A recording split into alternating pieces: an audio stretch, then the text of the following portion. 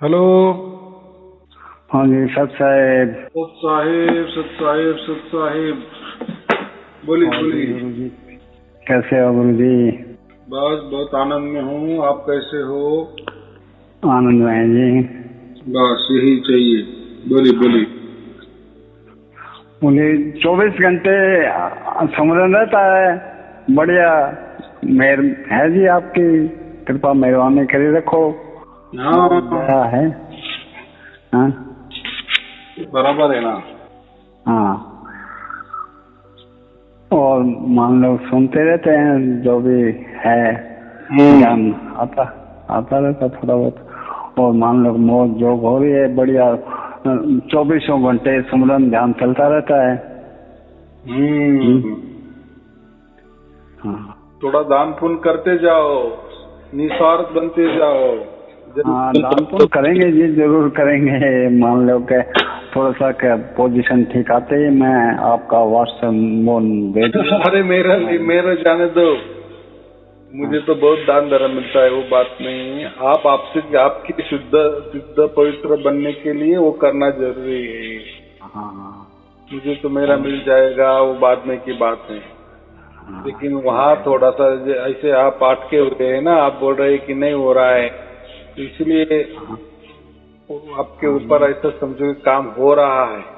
हाँ बिल्कुल जी। क्योंकि आपको बहुत दिन हो गए ना, और आपने बहुत बार मुझे फोन किए हैं, बराबर कि नहीं? लेकिन मिलता नहीं, कभी बार रिजी जाते हैं, मिलता ही नहीं है। अब बहुत मुश्किल से आज मिला है। बात यही कई बार होती है। किया फोन, बात तो हुई नहीं। हाँ हाँ हाँ, बात करने के लिए तरस जाते हैं जी। बात बराबर है। क्या है, आप क्या करते हो, कैसे करते हो, ये जब तक हमें भी समझ में नहीं आता ना, तब तक लोग बोलते कि मुझे नहीं हो रहा। अभी बहुत सारे लोग तो ऐसे कहते हैं कि जो तुमने डुप्लीकेट धुन बनाई ना, वो ही वो भेज दो। मैं बोला क्यों? नहीं, हमको नहीं आ रही है, तो वो आपकी डुप्लीकेट धुन ही सुनती जाएगी। अरे यार, ऐसा कैसा कर रहे हो, ये गलत है ना। वो तो एक चाबी है खजाने की, बस वो खुल गया, बाद में चाबी का क्या बात है। हाँ मेरा जाए तब बीच में तो कई बार बीच में नहीं सुनती थी। अब मान लो 24 घंटे ध्यान लगा रहता है, 24 घंटे सुन लेते हैं और मेहनत मजदूरी जमींदारा करते हैं। बात बराबर है। देखो वो तो पहले आ गई ना, अभी नहीं सुनाई दे रही है, तो उसका मतलब वो इतनी सूक्ष्म हो गई, इतनी सूक्ष्म हो गई कि आपकी श्रुति को वो पहचान नहीं आ रही है, ऐसा हमको लगता है। ऐसा हमको लगता है। लेकिन इस बार जैसे हम किसी जो वीर होती है ना, क्या बोलते हैं उसको, कुआं होता है ना, कुएं में बाल्टी डाल दी ना, एक बार थोड़ा कष्ट ले लिए, पानी निकाल लिए, फिर बाद में बाल्टी डालने की कोई जरूरत नहीं है, क्योंकि पानी मिल चुका है। तो बात ऐसी है कि अभी तो हमें मिल गई ना, तो होता है बहुत सारे लोगों को ऐसा ही होता है। वो तो धुन चालू होती है, रहती है, लेकिन उनके समझ में नहीं आता। पहले वाली आई, लेकिन अभी वाली नहीं आ रही, तो इसका मतलब वो आ नहीं रही, आ रही ही है, लेकिन वो समझ में नहीं आ रही है हमारी। और बात ऐसी है, उसको समझाना चाहिए, ऐसा कुछ नहीं, समझ में आनी ही चाहिए, ऐसा कुछ नहीं होता है। ऐसा थोड़ी कि सारे शब्द अभी 24 घंटे होने लगना चाहिए, एक बार आ गए ना। वो आपने सत्संग में बताया, बोलो भाई कोई ध्यान नहीं लगाना, कुछ नहीं करना। अब तो वैसे ही बैठते हैं, उठते हैं, काम करते हैं, सोते हैं, तो हमेशा ही पता लग जाता है भाई अब साल सब चल रहा है। बराबर कि नहीं? तो हाँ, बस वो कैसा है, विश्वास के लिए कि परमात्मा दौड़ के मेरे पास आता है या नहीं। अब एक बार आ गया ना, फिर उसका दौड़ना क्यों शुरू चाहते हो? ऐसा समझो कि सात शब्द की धुन आ रही है, यानी परमात्मा दौड़ रहा है, उसकी आवाज हमें आ रही, बराबर। अभी पहुंच गया आपके पास, आपके घर में पहुंच गया, आपके यहाँ पहुंच गया, ऐसा समझो, बराबर कि नहीं? जैसे अभी आपने मुझे फोन लगाया, मैं आप क्या कहे कि मैं बहुत बार फोन लगाता हूँ लेकिन आप उठाते नहीं हो, तो आपको रिंग की आवाज आती है, बराबर कि नहीं? रिंग की आवाज आती है कि गुरुजी के पास तो फोन तो जा रहा है लेकिन गुरुजी नहीं उठा रहे, बराबर, बात बराबर है। जब तक मैं नहीं उठा था तब तक आपका आवाज चालू है, लेकिन जब मैंने उठा ही लिए ना तो वो रिंग का आवाज तो बंद होगा कि नहीं? हाँ, लेकिन उसका मतलब क्या हुआ, मैंने उठाया, यानी परमात्मा यानी आपका और मेरा अभी जुड़ा हो गया। मैंने उठाया माने आप और हम अभी बोलने लगे, तो अभी रिंग की आवाज बंद हो जाएगी। तो ऐसा ही है, सार शब्द की धुन जब भी हमें प्राप्त होती ना, एक ही बार प्राप्त होती है, बाद में वो हमें समझ में नहीं आती, इसलिए कि हम बोलते हैं कि अभी वो नहीं आ रही।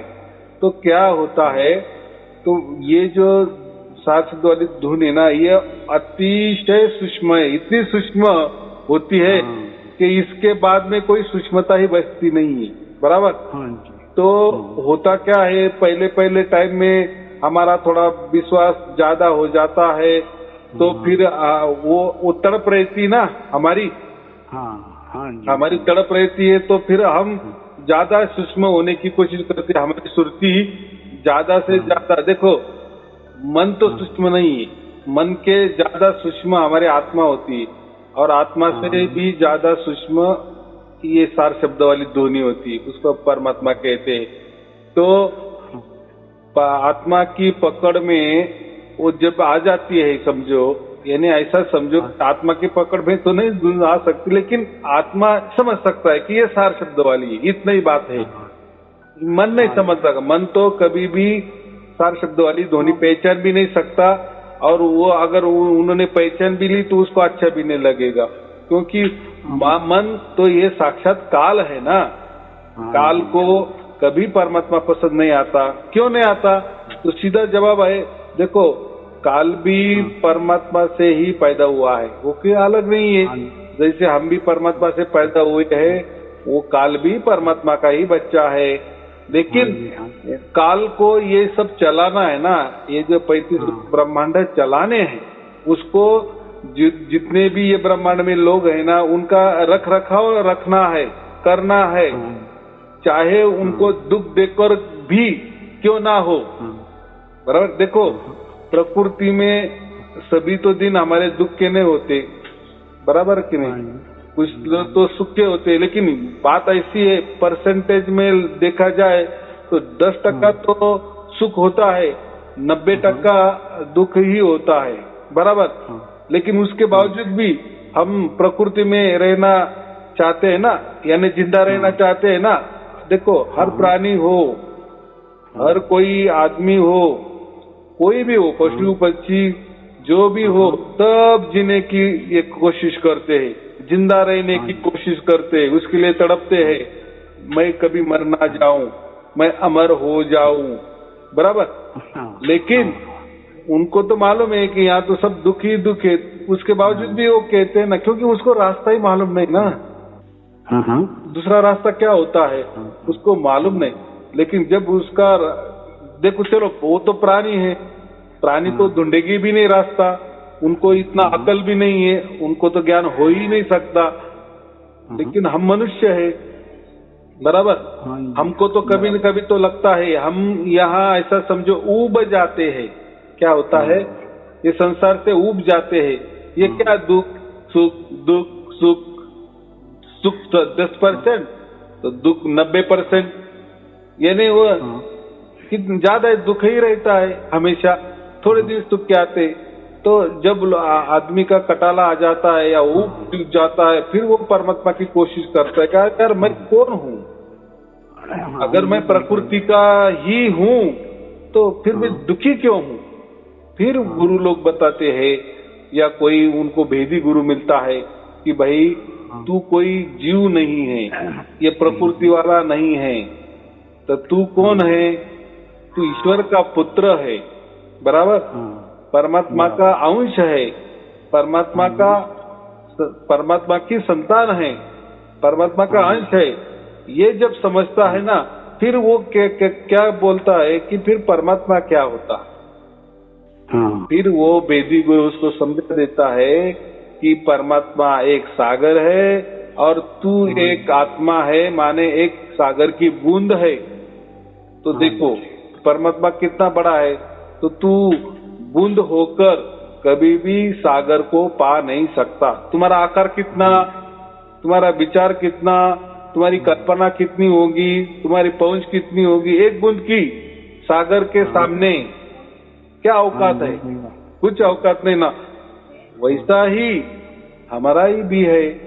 तो हमें अगर ये प्रकृति से या मोह माया से छुटकारा चाहिए तो हमको असली बाप ढूंढना पड़ेगा, मिलना ही पड़ेगा। हाँ जी बिल्कुल। हाँ, आज तक हमने क्या किया, प्रकृति को माँ बाप समझने लगे, काल को ही माँ बाप समझते हैं, क्योंकि हम उसमें या काल के राज है राजा की तो वो पकड़ हो जाती है। तो हम काल में प्रकृति में लाखों बरस रहे ना, तो हमारा थोड़ा प्यार ज्यादा ही है काल के प्रति या प्रकृति के प्रति होता है ना। लेकिन असल में हमें वेदी गुरु मिलता है कि ये काल या प्रकृति तुम्हारा कोई माँ बाप नहीं है, तुम्हारा असली माँ बाप तो एक ही पिता तुम्हारा है, बराबर। वो पिता ऐसा है, वो खुद माँ भी है, खुद पिता भी है, खुद गुरु भी है, सब कुछ वही है, ऑल इन वन वही है। ये जब समझता है तो फिर ये का भटकना, ये काल का ये करना, प्रकृति में भटकना, ध्यान करना मंत्र से, देखो मंत्र तंत्र ध्यान धारणा विधि विधान, ये शरीर की पूजा, ये श्वास, ये मस्तिष्क, ये 5 इंद्रिय, ज्ञानेन्द्रिय, कर्मेंद्रिय, मन बुद्धि अहंकार, या जो भी कुछ चीजें है प्रकृति में या काल के अंदर, काल माने समय, समय के अंदर, क्योंकि हर इसको समय लगा है ना, हर वस्तु का कोई ना कोई समय तय है, और वो जैसी उसकी निर्मिति होती है उसका समय निश्चित होता है, और उसका अंत कभी न कभी होता है। फिर हर कोई वस्तु लो, उसमें जान हो या जान नहीं हो, हर इसका एक समय है। इससे हम क्या बोलते हैं, हम काल दायरे में रहते हैं, यानी समय के दायरे में। हमको भी समय है, समय चलता ही रहता है। हाँ, हम भी समय के दायरे में है ना, हमारा कुछ तो भी समय है।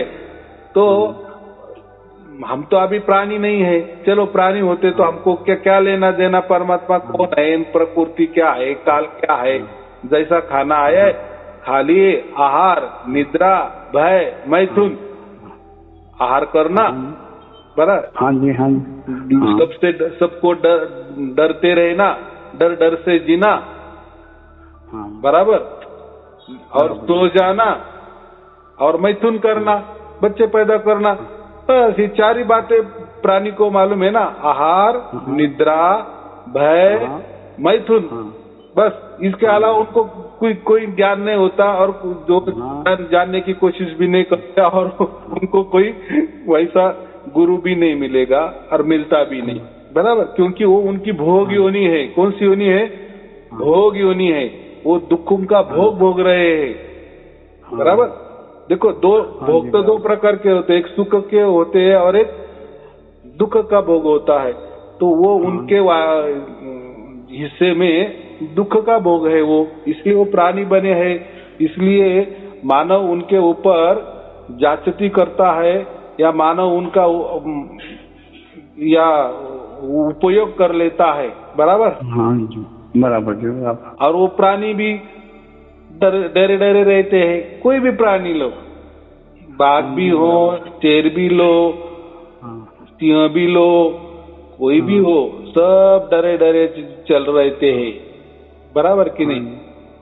हाँ, यानी कोई मृत्यु पाना नहीं चाहता, सब जीना चाहते। वैसा आदमी भी वैसा ही है।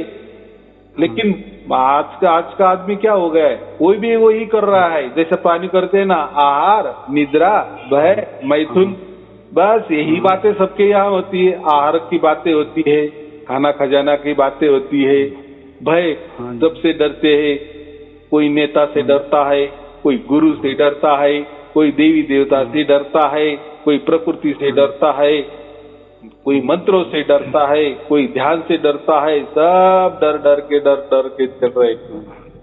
और निद्रा, कई गुरुजी भी ऐसे होते हैं कि भय डाल देते हैं ना वो ठीक है, उनका काम है, उनका धंधा है। देखो धंधे वाला के पास जो भी वस्तु है वो अच्छी भी नहीं हो तो भी वो क्या बताता है, ये अच्छी ही है ना, उसका धंधा है ना। तो वस्तु को वो अच्छी बताकर ही बेचेगा ना, तभी उसका बेचा जाएगा ना। अगर वो पूरी तरह से पूर्ण रूप से सत्य के मार्गों पे व्यापार करेगा तो खाएगा क्या? उनकी दुकानदारी चलेगी नहीं, भय नहीं डालेंगे तो। हाँ, ऐसा ही होता है।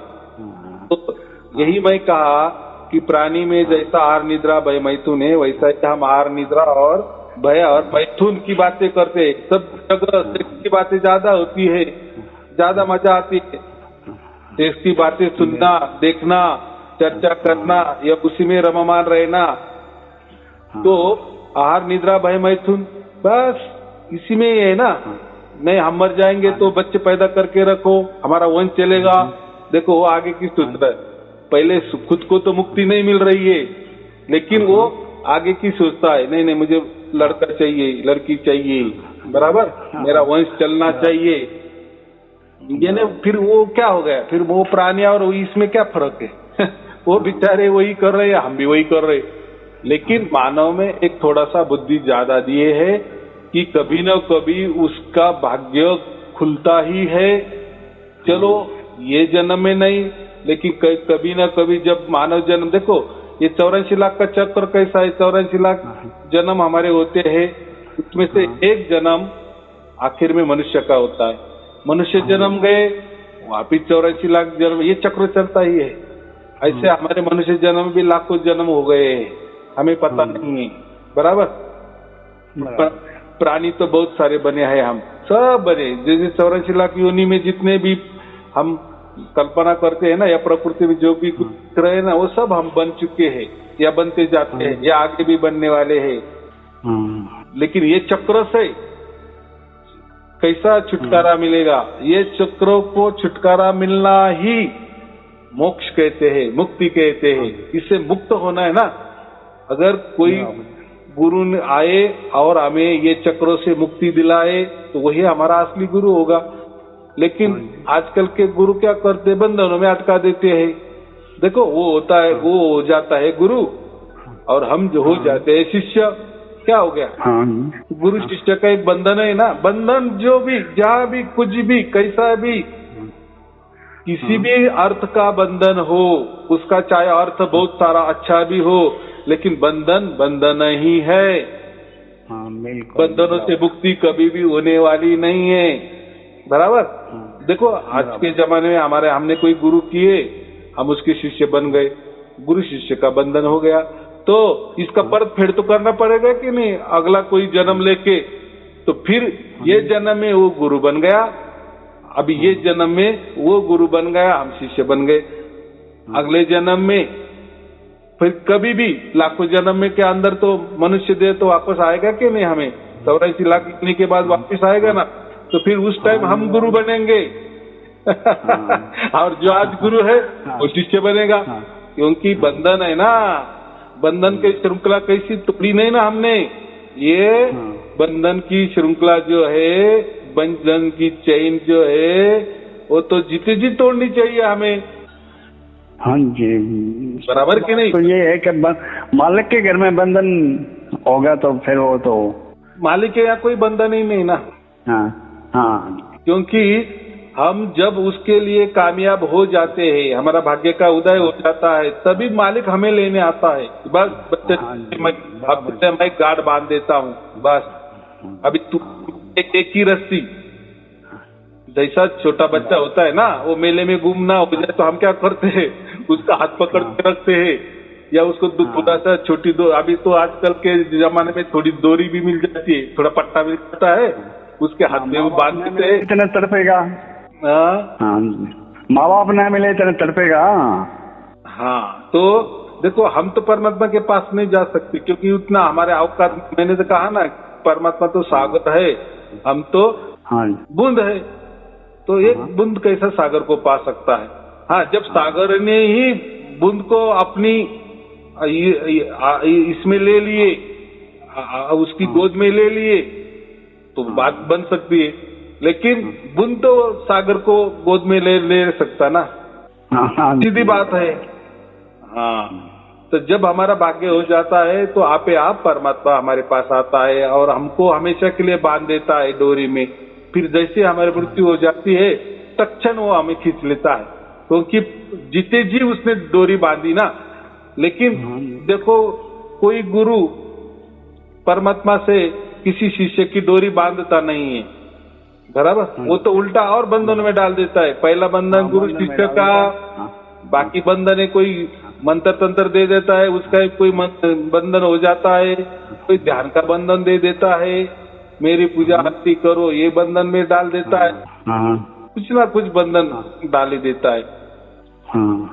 बंधनों में ही रखना चाहता है वो तो वो उसको हम क्या कहते हैं कि असल में ये काल का आदमी है। क्योंकि काल को तो ये प्रकृति बचानी है, लोग बचाने है, जाने नहीं देता है, नहीं बंधन देता है। हाँ, उनको तो देखो, प्रकृति को तो ये जो आदमी है हम जैसे, उनको अगर मुक्ति मिल गई तो प्रकृति कैसी चलेगी? नहीं चलेगी ना। हाँ, तो काल ही ये गुरु के रूप में हमें यही अड़काता है, मंत्रों के जाल में अड़काता है, ध्यान के जाल में अड़काता है, और खुद को ही पाने को बोलता है कि परमात्मा तुझसे ही प्राप्त होगा, तू कुछ तो भी कर परमात्मा के लिए, ये मंत्र ले ले, परमात्मा प्राप्त हो जाएगा।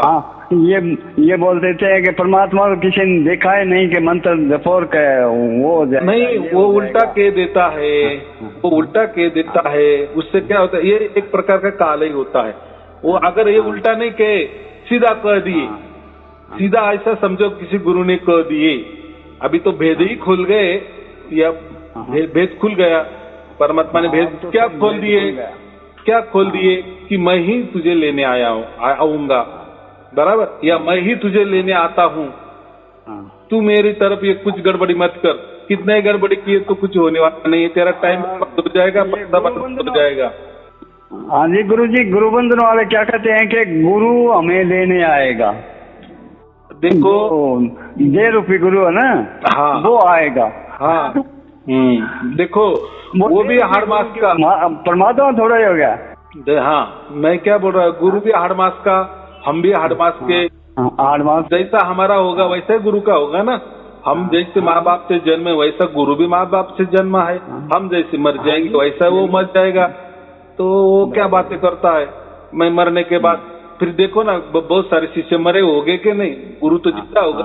किस किस के लिए वो वकीली करने के लिए गया हो, वो बोलता है काल के, आपको काल पकड़ेगा फिर मैं वकीली करने आऊंगा और आपको छुड़ाऊंगा। देखो कितने लोगों की इन्होंने वकीली की। देखो, उनके कालावधि में तो कोई लोग तो मरे होंगे कि नहीं, मर चुके कोई तो मरे होंगे कि नहीं, गए क्या उनको छुड़ाने के लिए। अरे ऐसा मंत्र तंत्र क्यों देते कि जहाँ हमें काल की यहाँ हाजिरी लगाने पड़े, फिर आप आएंगे वकीली करने, फिर हमें छुड़ाएंगे।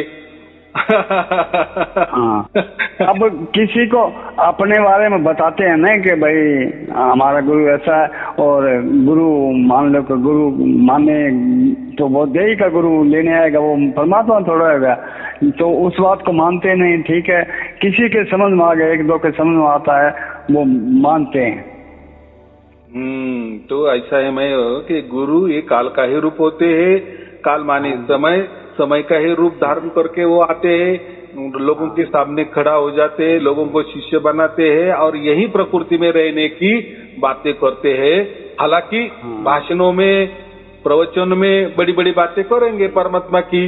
हालांकि उनका उद्देश्य क्या होता है, अगर वो परमात्मा की बातें करते तो परमात्मा ही लखा देते, और उनके कहने पर परमात्मा भी आ जाता और लोगों को लेके जाता, बराबर कि नहीं। ऐसा कभी हुआ है क्या? नहीं हुआ है ना। तो वो मंत्र फिर क्यों देते?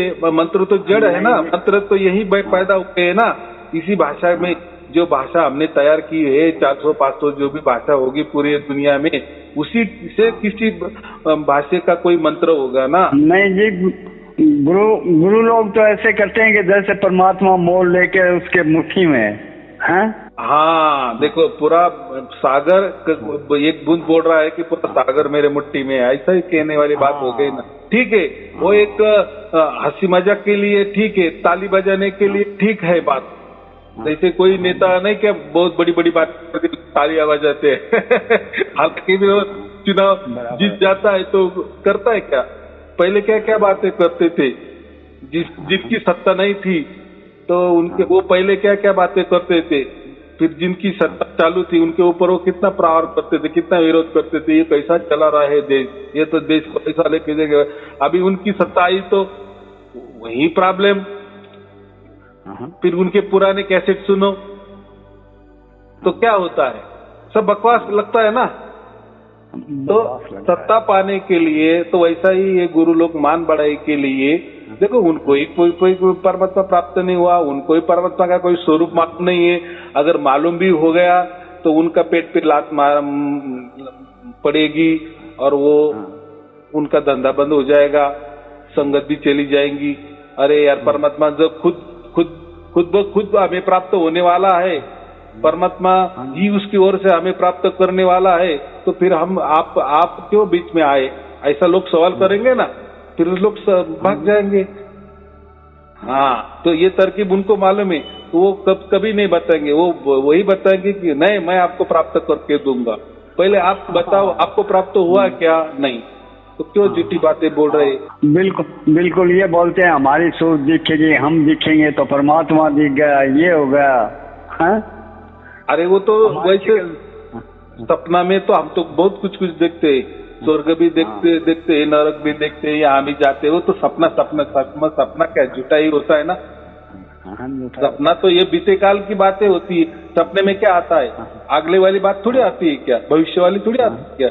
वो बीता ये गया 20, 40, 50 बरस वाली बातें सब खिचड़ी ज्ञान आ जाता है सामने, उसका कोई औरत भी नहीं लगता, कुछ भी नहीं। हाँ, वो परमात्मा होता है क्या? सपने पे ये सब परमात्मा मिलता है, सपने में मिल गया परमात्मा, तो असल में ऐसा परमात्मा मिलता है?